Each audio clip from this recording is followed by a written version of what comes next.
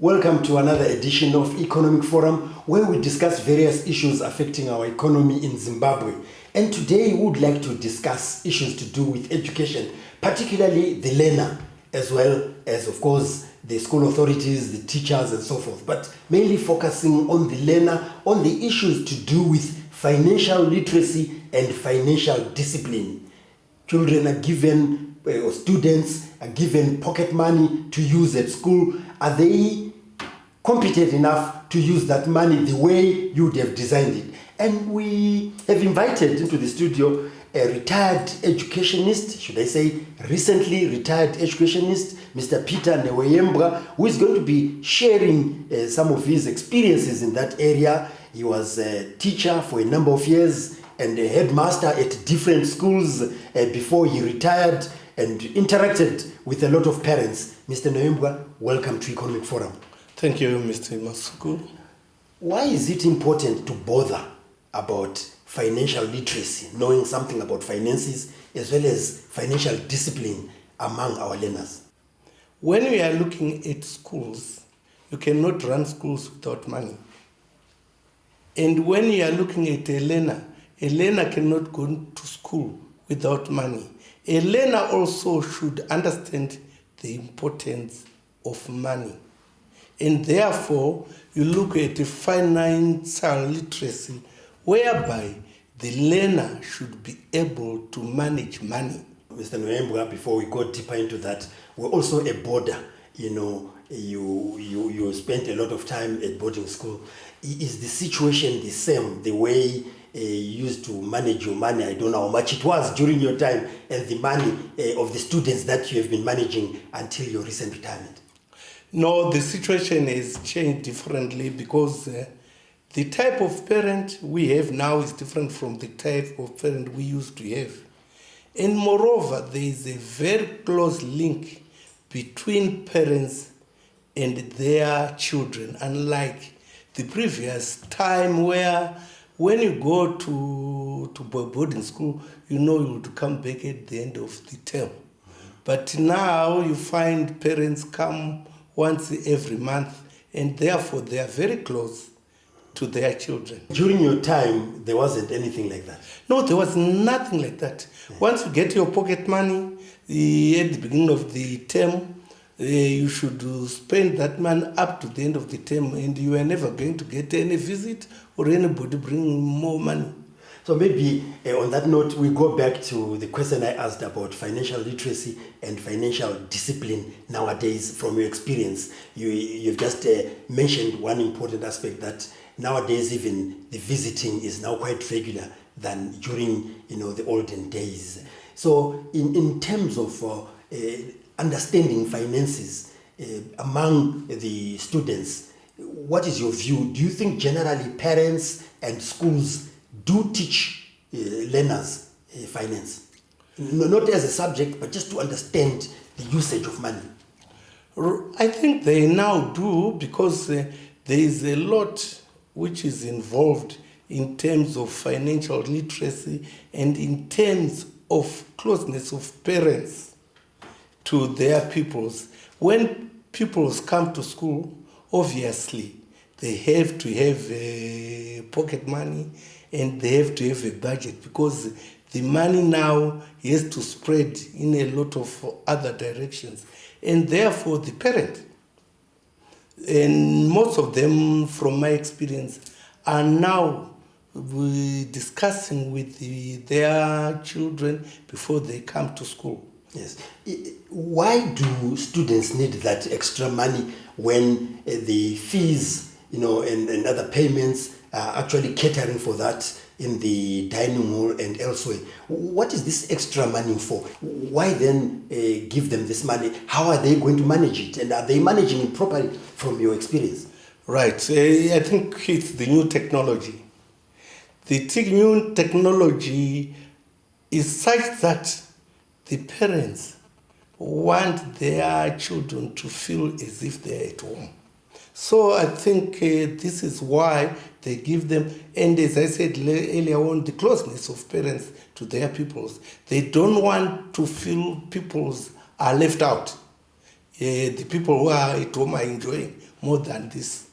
And you find that when we go even further, the question of equity in schools, whereby now we are trying to improve the schools so that their conditions of living and services are in line with what they are at home. How about affordability, Mr. Nhehweyembwa? You have the pupils, the parents have managed to pay fees and other requirements, but to then go an extra mile to equate themselves to those who have got the means, and you want to manage that at school so that there's no discrimination. How do you do that as educators? Right. The first thing here is that school fees levels are different in different schools. And as such, the peoples who also have different attainments in terms of what their parents can afford go to the schools where they afford. But at those schools, they also need to be equity. In other words, you must try as much as possible to reduce disparity in terms of what they have. Is this something that, as the school head, you monitor regularly, even in dormitories, so that while you think that there is equity, even where they are living, it is indeed there? Right. I think it's very important as a school head that you have equity in these schools. If you don't have equity, there's going to be havoc. Because, for instance, if you don't give these people, in one instance, don't give them bananas and oranges, outside, those who have money are going to buy oranges. What about those who don't have?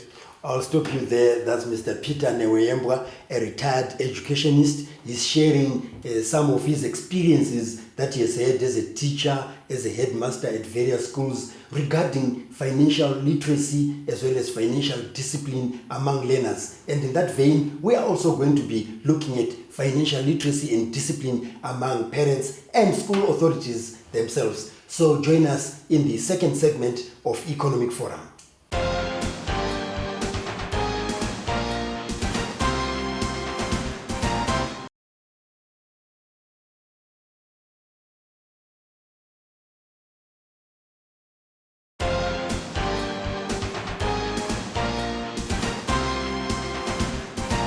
Welcome to the second segment of Economic Forum, where we discuss various issues affecting our economy in Zimbabwe, as well as business and entrepreneurship. Today, we are discussing financial discipline and financial literacy, especially at the schools, so that we understand each other when we're communicating with parents and we're communicating with the learners. And we've invited Mr. Peter Nhehweyembwa, who is a retired educationist, who is sharing his experience in that area. So we're talking about equity, that the school also has to make sure that students don't look down upon each other. But let's look at the relationship between the school and the parent when we're talking money. The fees, the discipline of paying fees, the discipline of paying other needs of the school, as well as even attending school activities and understanding why the school may require this and that money. Tell us about your experience and why it is important to have that good relationship. It is very important to have a good cohesion with the parents, and because the parents are the people who support the school, who pay the school fees. And as you know now, there's a lot of activities which are being done by SDC and the other parents.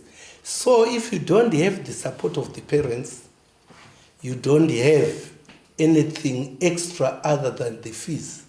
And one thing which is important, which I've seen, is you must have a strong SDC, a strong license committee, so that the school can go on.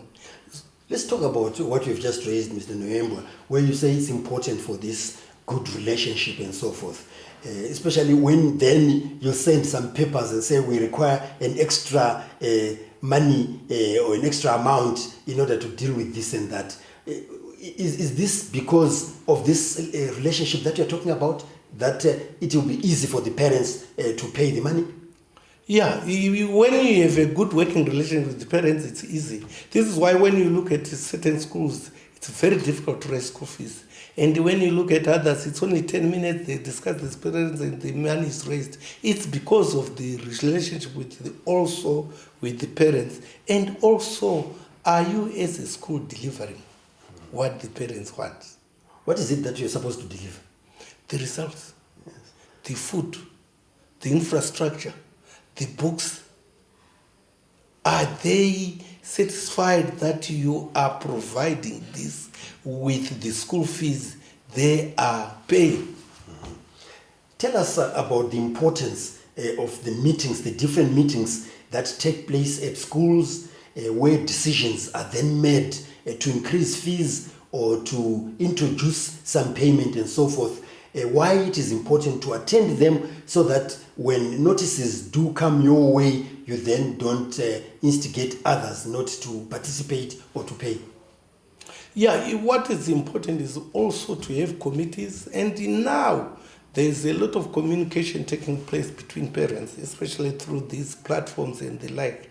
And therefore, as a headmaster, you must keep track of these communications. And you must also have your teachers also liaising with these parents. So back to the learner or the learners themselves. Are there any programs that can be undertaken by a school in order to increase their financial literacy as well as their financial discipline? Maybe at the beginning of the term, you address them or you have workshops for them in order for them to understand some of these things. And also they'll be able to even persuade their parents to participate. Yes, there are a lot of things which now are in place which will make a learner want to be financially literate and wants to understand what is financial discipline, because this hinges on a budget. And the learner also, because we now have parents who are, a lot of them are financially literate, it starts at home. They should be. It starts at home. Yes. Very important point. Very important. The family, there should be a family budget. There should now be also an individual budget for this learner who is going to school. And he must discipline himself or herself. Himself or herself, how he should go about with what he has been budgeted for. But at school, they are now like these advanced schools. They are now turning these schools into what we call manufacturing hubs, industrial hubs, whereby a school, for instance, a Form 1 class, is indulging into the manufacturing of pins. And what it means is now they are now deep into the financial aspect of that. And this is encouraging entrepreneurship.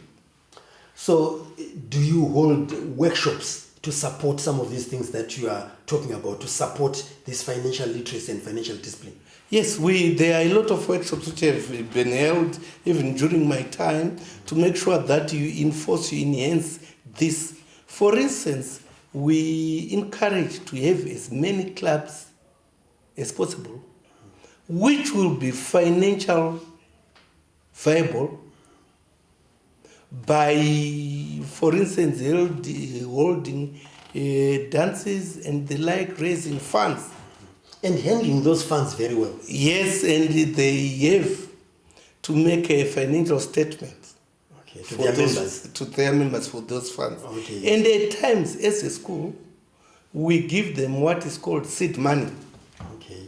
Well, I'll stop you there. You just finish off about the seed money that you help learners with in order to understand finance and be financially literate and disciplined. That's Mr. Peter Nhehweyembwa. He's a recently retired educator who is sharing his experience as a teacher, as a headmaster at several schools, and now would call you an educational advisor in that context because of the points that you are giving us. Join us in the third and final segment of Economic Forum.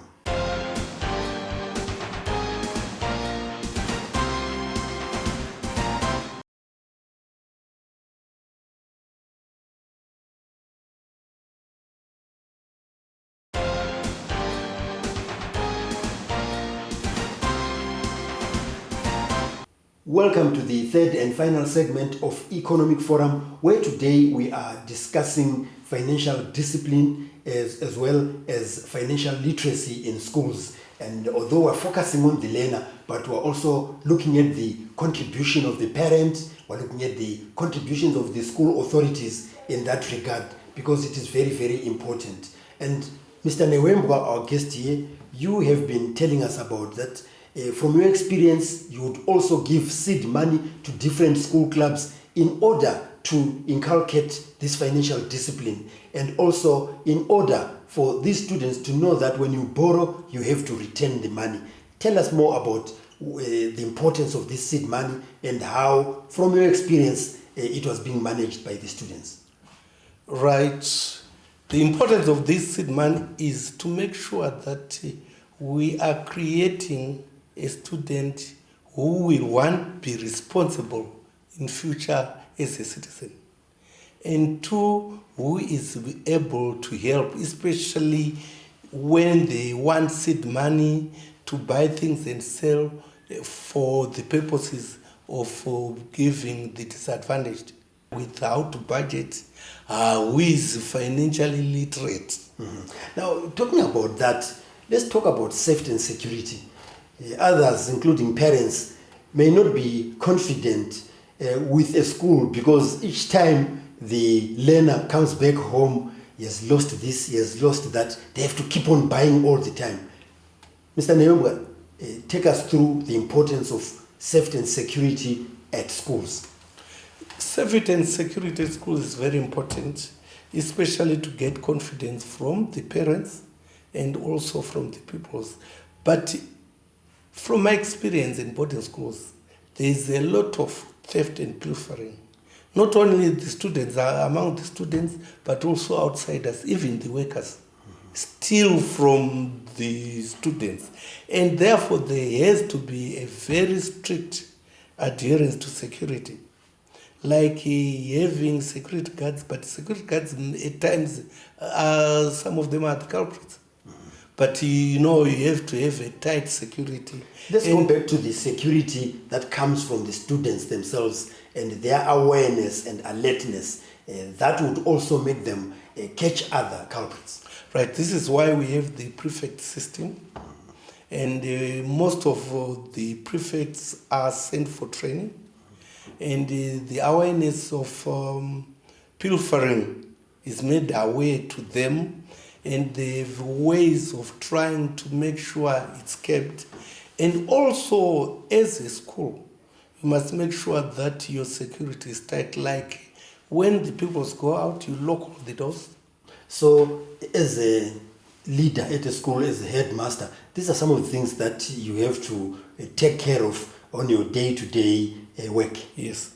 Now, just tell us about students outside those who are at boarding schools. Those who are in the cities also have to budget for transport and other things. Now, that is the experience that you may be sharing with us as a parent yourself, who has had children who were educated at different schools, including outside the country. Just share some of the tips regarding financial literacy and discipline in that regard.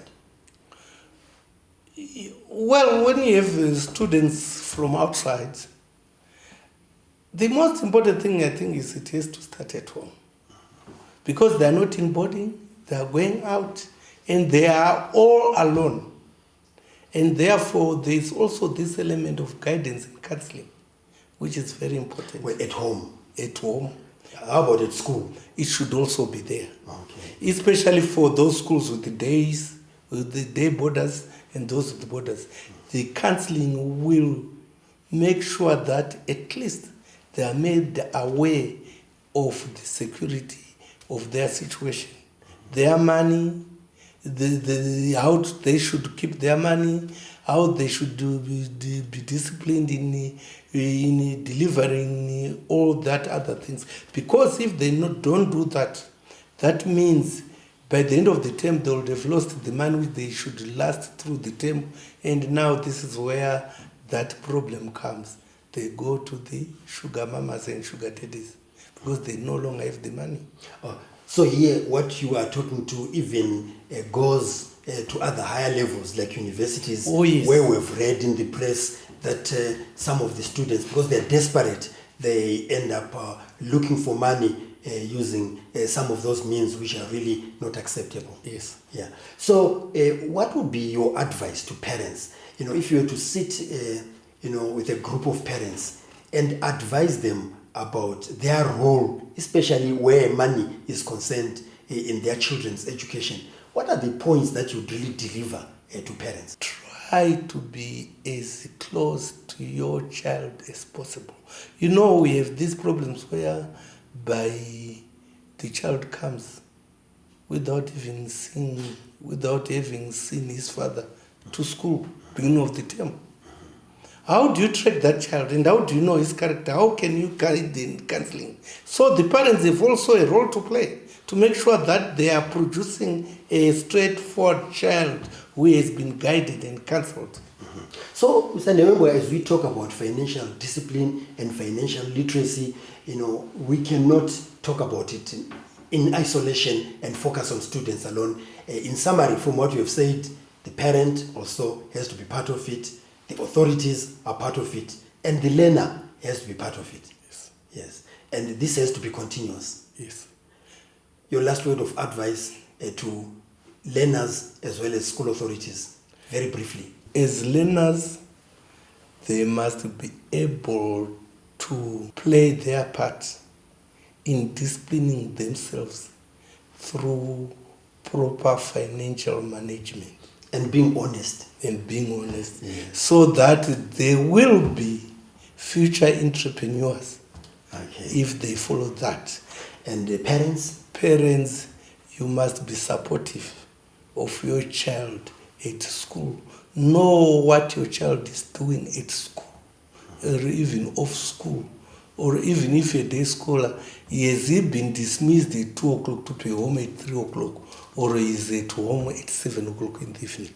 And finally, school authorities. School authorities have a very important role to play in terms of guidance and counseling and giving the pupils what they deserve. Mr. Peter Nhehweyembwa, I'm sorry, I have to cut you short there. So that's Economic Forum for today, where we're discussing financial literacy as well as financial discipline in educational institutions with our guest, Mr. Peter Nhehweyembwa. If you'd like to get in touch with us, please do so on the numbers that are showing on your screen. Thank you very much for all your comments that you send, and also don't forget to watch different episodes on YouTube on Economic Forum Zimbabwe. So until next time, this is John Masu.